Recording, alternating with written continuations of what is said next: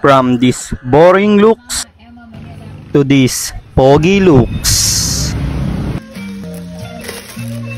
Ito nga pala ang T15 dual contact signal light.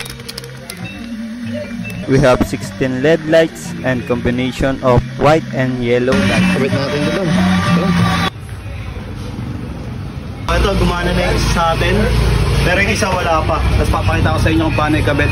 Mabilisan lang. So ito dapat meron kayong relay. Tapos nag-tap lang ako dito ng positive.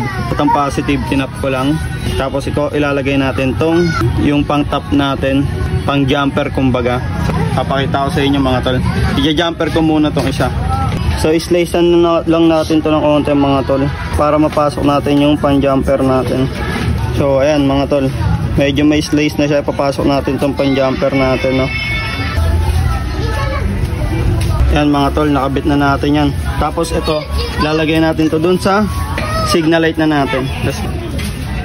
So ayun na mga tol, ito yung relay natin. Tapos nag-jumper lang ako dito ng wire. Yung mga pang-jumper natin galing sa signal light or sa dual contact natin, dyan natin siya ginamper din. So try natin kung goods, the moment of truth.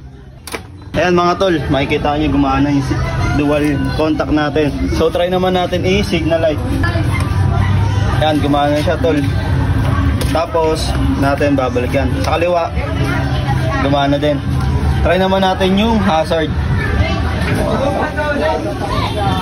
So ayan tol, gumana yung hazard natin. Gamitan natin ang iba nating accessories. Ayan, driving light, tapos horn. Goods mga tol. Kung trip nyo din, madali lang naman siya gawin. And dyan sa yellow basket, ride safe.